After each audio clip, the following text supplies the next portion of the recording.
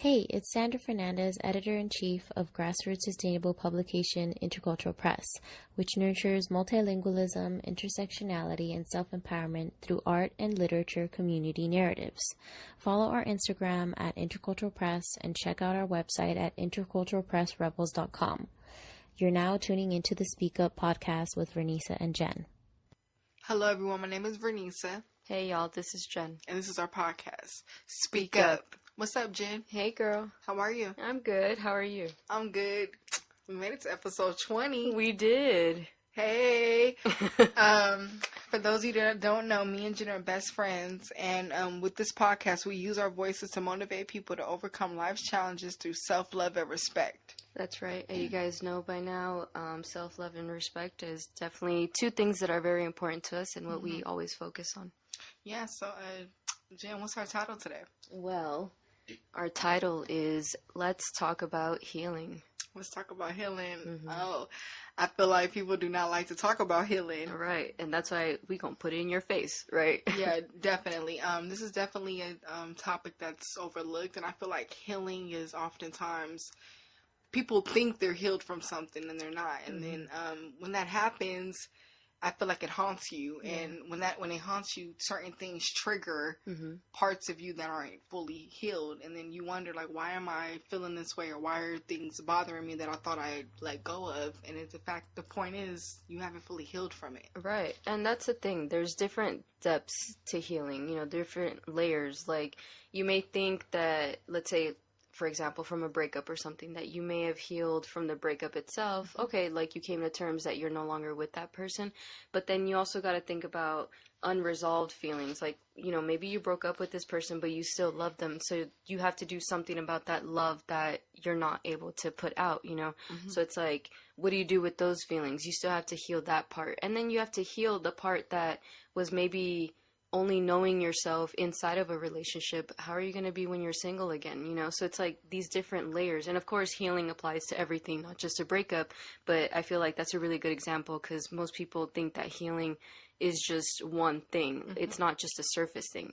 Yeah, and also not even like, not even just breakups, but also there can be problems like rooted from when we were younger, that follow us, certain experiences that we face, traumas that followed us.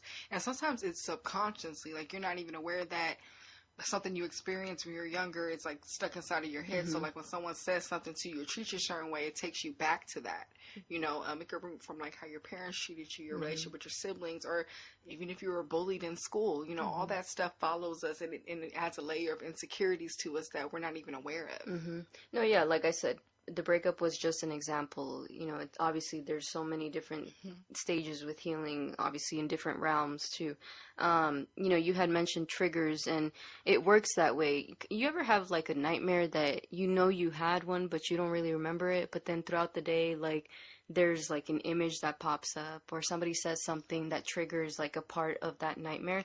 I feel like that's how these things work with healing, or at least with triggers that lead to the healing. Like, like you said, different patterns remind you of a way people used to treat you and stuff. And if you don't work on it, that becomes trauma that is just going to follow you, and you're going to continue repeating the same cycles over and over again in your life.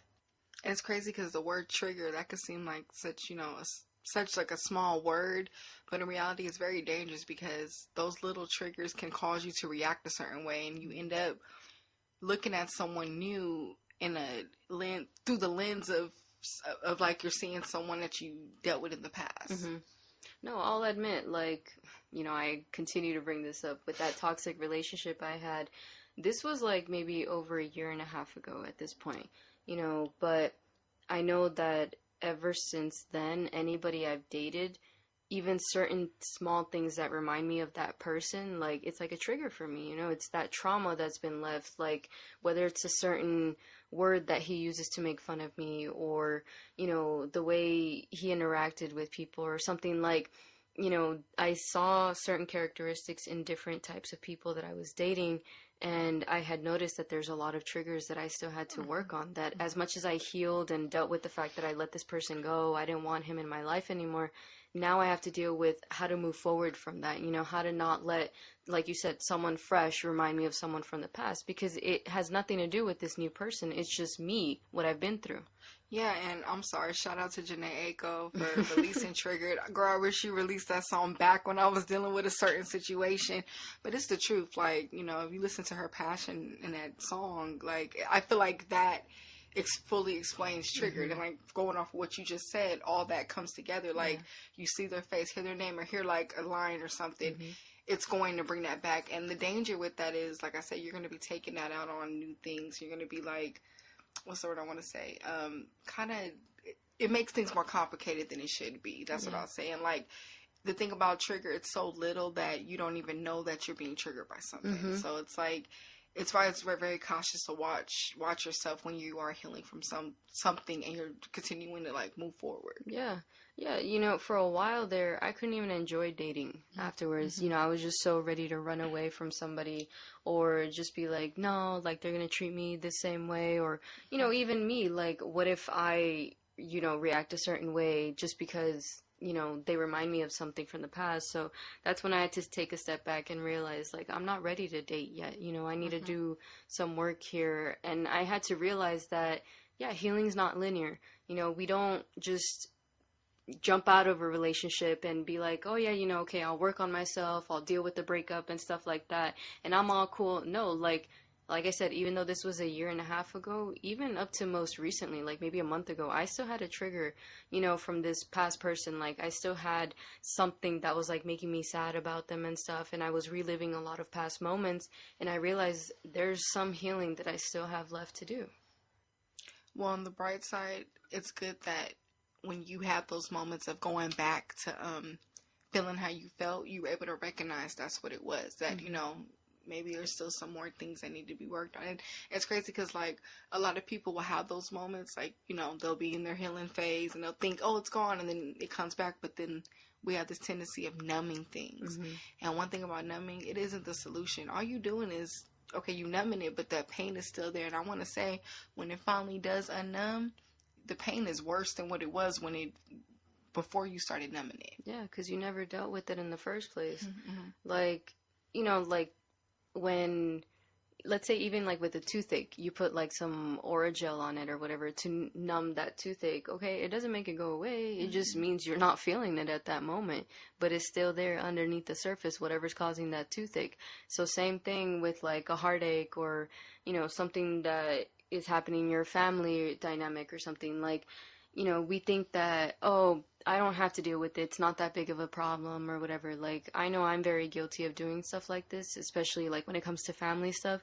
It's a lot easier for me not to deal with them head on, you know, but at the same time, it's my family. Like, I have to deal with it, you know, I live with them, and there's certain things that you can't ignore no matter how long you try to, no matter how busy you try to keep yourself. I remember talking to somebody, and she told me that we're addicted to being busy sometimes, that we think that that's being productive and everything, and while it is, yeah, like, I'm focusing on my life, my fitness goals, you know, our podcast, everything else, I'm not sitting down and dealing with whatever trauma is that's haunting me. The thing about when we numb ourselves is that our habits even become shitty. Because, you know, when you're fully healed from a situation, you have a different outlook on things. You view things in a healthier lens. When you're numbing things, you're in that same mindset. So you're going around hurting people the way you were hurt. They say it every time, hurt people. And maybe, although it may be subconsciously, you're still doing it because you're not dealing with certain pain that you're supposed to be facing. So you don't care who you hurt in the process. So numbing doesn't just affect you, it affects others also. No, that's very true. You know, we have to be able to face our demons before they consume us, right? I mean, we talk about this all the time. We're not perfect. We're always going to have flaws that we need to continuously improve. But the thing is, like, some of these flaws are so big that if we really choose to neglect those, choose to numb those, they're going to be the ones that we use towards other people. And those are our toxic traits, you know, because we're all capable of toxicity. And once we continue doing this, we're just leaving trails behind of who we're hurting. Like, somebody is going to remember, oh, Jen hurt me, you know, blah, blah, and it's all because so-and-so hurt me in the past and so hurt him in the past. And it's just, we're leaving these chains of broken people, and we can't do this. Like, we're all learning the hurt side of people rather than the happy, healthy side. Like, rather than creating healthy relationships with each other, we're just over here like, nope, I'm not even going to bother with this person. I'm going to be a hard ass, or, you know, I'm going to pretend I don't even have feelings for this person. We shouldn't be doing stuff like this. And I want to say, you can only be a hard ass for so long, because I don't know if you ever met somebody who's like bitter. Like, you know, you get to a stage where if you holding on to so much pain, guilt, anger, you become that. And that's, it really shines through. You can tell if someone's really been doing some inner work, and people who are just walking around not caring, you know, and it definitely does shine through, you know. It's nothing that you can hide or sugarcoat. Yeah, no, that's true. You know, when you actually face these demons, like, you're showing that you're better than this. Also, you're showing that you're stronger than whatever it is that's trying to be there. We need to realize whoever we cross in our path that's new, they have no fault of whatever the fuck we've been through in our past. Same thing with us. You know, whenever someone crosses in our path and they happen to be hurt from a past relationship or a past thing in their family, it's not our fault, whatever they go through. So we need to be mindful of our reactions towards people, of the way we treat people, the way we make them feel, the words we say to them, because we never know what kinds of demons we may be waking up, or what kinds of things we're triggering, what kinds of traumas we're reminding them of, you know, because I've been there. I've been the person who's toxic, and I've also been the person who's had toxic shit done to them. Yeah, and I want to tell y'all, facing your demons isn't pretty. People think personal development, self-development is this pretty process. There's nothing beautiful about it. I mean, it's beautiful, the outcome, but it's the most ugliest stage of your life, because you're facing things, times people hurt you, times insecurities, things you're fighting, old habits and stuff. So all the ugly is going to come out, and it's going to reveal a lot about you. Yeah. And I want to say, too, when you have a trigger, like something triggers you, sit down with it and figure out, why is this triggering me? Pinpoint exactly what it is. When you talk about it and let that out, you'll understand why it's bothering you and how you can overcome it. Also want to get into, you know, you have to be able to recognize when somebody is hurt and they're emitting that onto you. It's a scary thing, because, you know, oftentimes someone could come at you crazy, and like, obviously our reaction is to say something crazy back and react. But when you take a step back and realize, okay, this person's dealing with something else, or something must have triggered them, or they're hurting from something else and they're taking that on me, you can see the situation from a better lens, and you can actually, you know, help fix it and help them heal through whatever it is.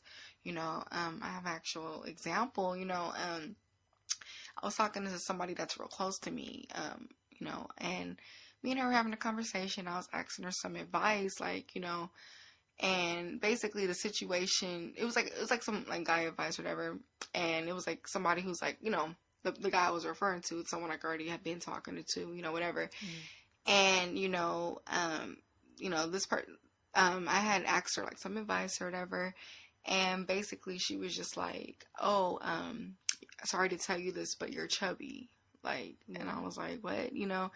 And then it was just like, it came from another place, because I was like, first of all, you know, like, I'm very confident with, you know, with the way I look and everything. And it was just like, it was me, you know, and I was like, okay, that's not her. That's not like her to say something like that. She was like, you need to lose weight, this and that. You know, guys are attracted to physical, this and that. And like, I've never had a problem, like, you know, getting a male attention. Like men love my body. I'll say that. Like, I've never had a problem attracting, you know, whoever I wanted to attract. So it just threw me off, because I was like, where is this coming from? So I knew something, you know, she probably was, it was probably coming from a place of hurt, because I was like, maybe a man criticized her body and she was saying that to me. So I had a moment where I wanted to react, but I was like, no, why would I react and throw salt on the situation? And what we're both arguing with each other, I say something hurtful, then she says something back, and we're not talking, you know, and we're messing up our relationship. Or I can like really take a step back, let her think about what she said and reflect. So what I did, you know, I hung up the phone, and I was like, you know, I just gave her a couple of days just to get her mind right and get my mind right, because that hurt my, you know, hurt my feelings. You know, when someone you care about, she's someone who's always like, you know, making you feel good, about yourself. So I was like, it was random. It wasn't her character to speak like that. Like, this person's very positive and loving, and we always, make each other feel good. So that comment threw me off guard because I knew that wasn't her. Yeah. So basically, long story short, I gave it a couple of days, and then I finally, we finally ended up talking about it, and she apologized, and she was like, you know what? It came from a place of hurt. A male actually, she said a man actually criticized her body and told her like she should get work, get fake boobs or something. Like, and mind you, she has a really nice body. She's gorgeous, but it just shows you that like when you're in a place of hurt, you're not yourself sometimes, and you can admit that on other people. And like I said, me being able to recognize that instead of me going back, arguing with her, saying something fucked up back, I let her think about what she said, and I gave myself some space because I care about me. I love her to death. I care about our relationship, and I wouldn't want to throw salt on it, put a tear in it. So it was cool how we were able to talk about it in a healthy way, and I was able to even help her. I was like, if a man is ridiculing you about your weight, your body anyway, he should be able to love every ounce of you.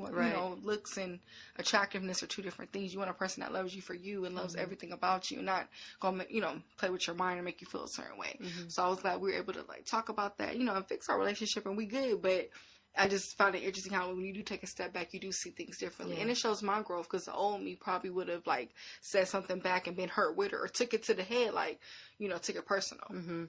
No, that's true. I mean, it just shows that sometimes no reaction is the best reaction, at least for that time being. Like, especially if you're both coming from a place of hurt or a place of anger, that's not going to fix anything. When we're angry, we say things that is just out of pure emotion, out of pure fury. So, we may say something that we can't take back, and we may hurt the relationship so much to the point where it's like we lose respect for each other, and I remember, when I was with the person, like, that was the case. He would push me so much to the point where I had no choice but to react. Like, at first, I was pretty good about not even saying anything, and I would just kind of take the hits. Like, he would insult me, he would tell me I wasn't good enough for him, or whatever. But then at one point, it just became too much, and I'm sorry, like, for me, one of my biggest flaws is I say things very quickly, like I'm very quick-mouthed, I guess you could say. And I've been trying to work on that, and he knew that, and he kept trying to push it, for me to say something to him until I eventually did. And we ended up hurting each other so much to the point where it's like we lost respect for each other. We were both coming from that place of hurt, that place of anger. And I realized everything he was doing and saying to me wasn't even having to do with me. It was because there was some part of him that was dissatisfied with his whole family dynamic. He didn't have his dad really when he was growing up, so he felt like he always had to be the head honcho. He had other dreams that never panned out for him, so he took a lot of that out on me. And he just felt like he had to be the dominant one. And, that's not how a relationship works. And especially not with me. I'm sorry. Like, I have a very strong mind as well. So I like to do my own thing. I like to speak up. Obviously, I like to, be me. Like, I have my own personality, my own things to take care of. So when all of this was happening, I didn't see it that way. But obviously, when I've done a lot of reflecting, like, I realized a lot of the patterns had to do with that, with the fact that he hadn't dealt with a lot of family issues, and he was taking it out on me.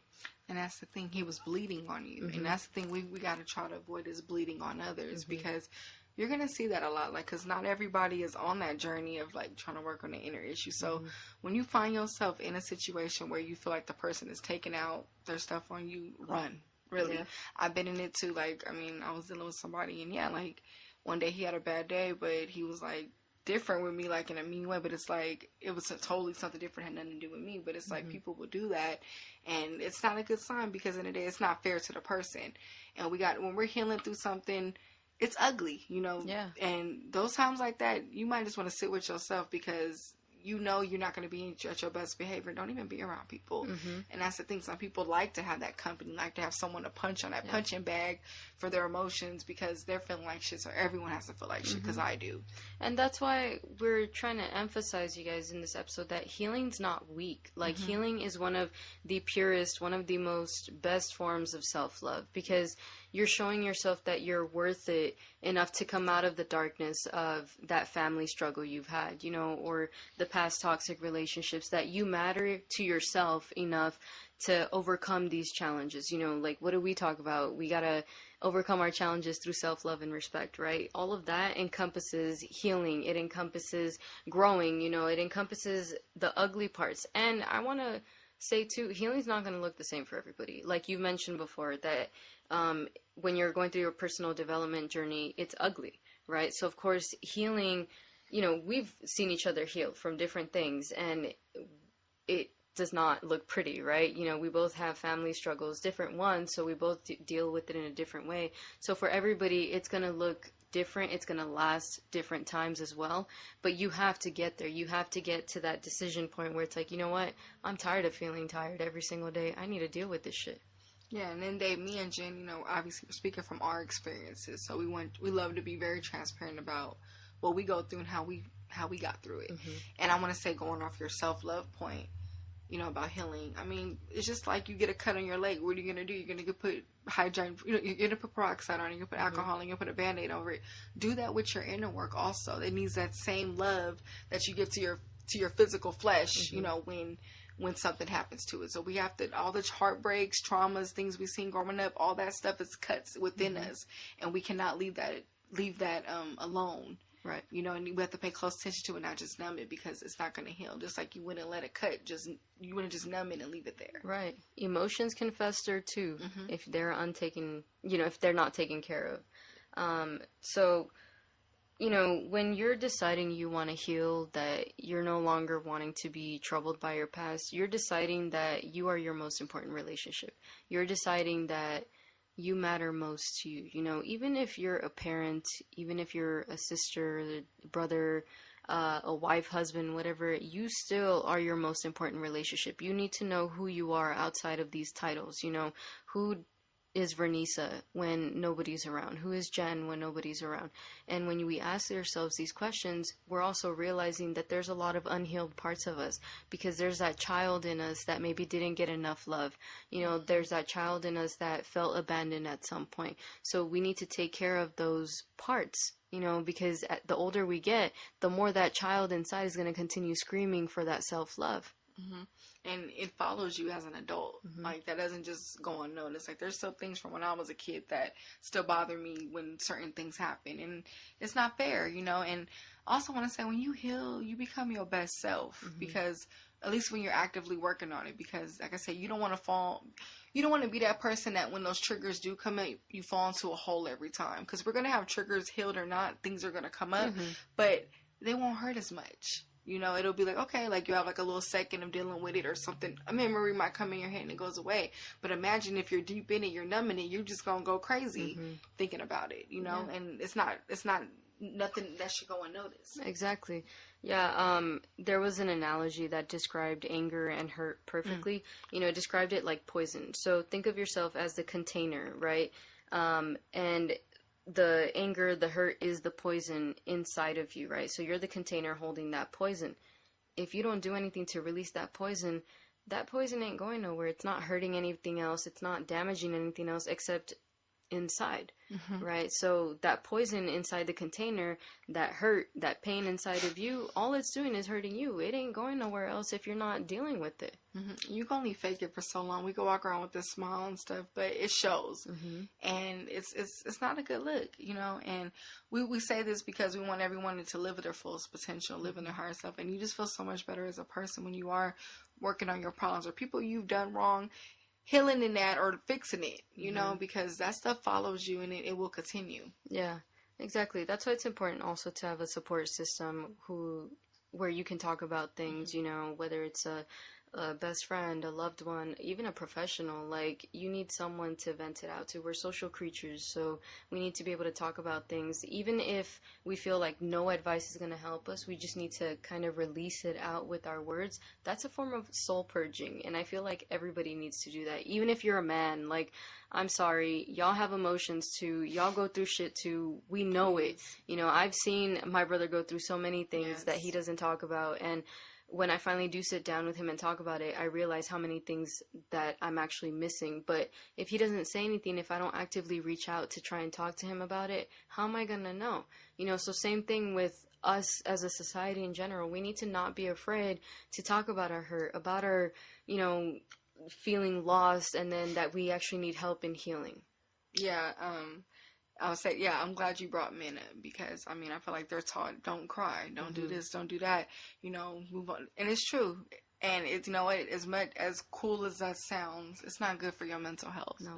You have to, like you said, you have to let it out. You have to face whatever it is that's hitting you, men and women. It's very essential. I also want to say it's okay to cry. Yeah. And I want to spend a second talking about crying because crying really replenishes the soul. It allows you to let everything out. And I'm sorry, men too. It's okay to cry. It's okay to cry. Like, it's all, oh, you a little bitch. Like whatever you hear, whatever. You gotta let it out somehow. We're human. We feel things. We go through things, and we have to cry. Like I feel so much better when I cry. I used to be that person that didn't like to cry. I used to hold things in, but then you have that big old moment, and it all comes out, and you can't stop crying. It's because you held a lot in, and it's not good. Speaking of like letting emotions out, there's a situation I was in like with this guy or whatever, and like basically like he did me really bad, like he hurt me really bad, and I was trying to get over it.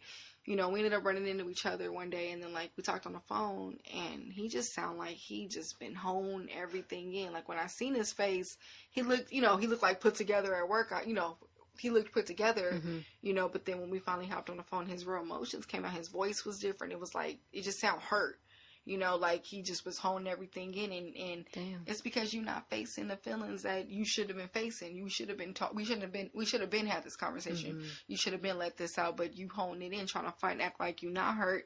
Okay, that's why it's haunting you, and that's why you're beating yourself up about it, and you can't even look at me straight still. Yeah. So I'm just saying that to say, so y'all don't end up in a situation like that where, you run into someone later and you letting it all out. Let the things out and talk about it and cry and face it. Yeah.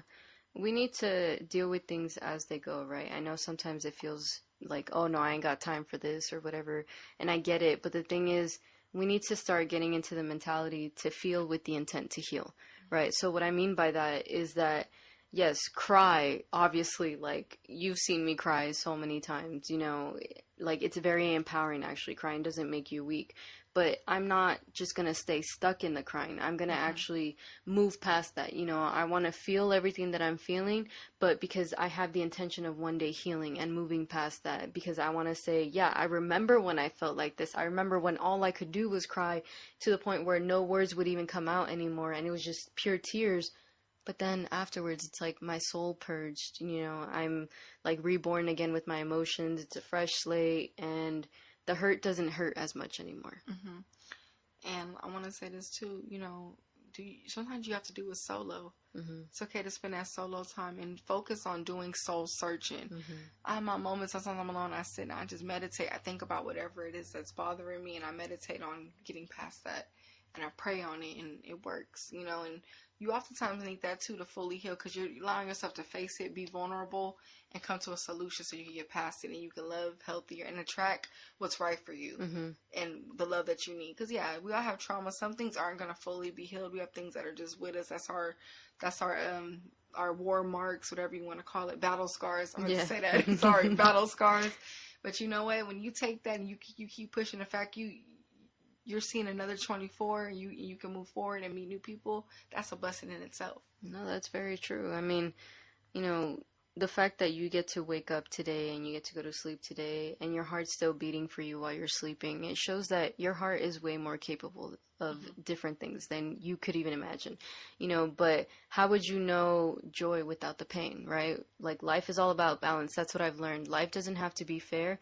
It's just about balance. That even if certain things feel tougher today than they did yesterday, tomorrow it'll be hopefully at least one day less rough. Like, you'll be able to say, you know what, I survived those past 24 hours. I can make it another 24. And even when you feel like you can't, you just got to somehow get yourself out of that. Like, talk to somebody, cry it out again if you have to. But I promise you, as the time goes by, the pain isn't going to be so overwhelming anymore. This is coming from a place of experience. Yeah, all of it, y'all. We focus really mainly on experience. And I want to say there's a lesson in all of our pain. We could sit there dwelling on, why did I go through this? Oh my goodness, da-da-da. But in the day, look at what you learned through it, because in that pain, those moments when we're going through pain and we're coming out of it, that's when we're growing as humans. And that growth is priceless, because the person that you become after you get through that, you can't even, it's something to appreciate. That's all I want to say.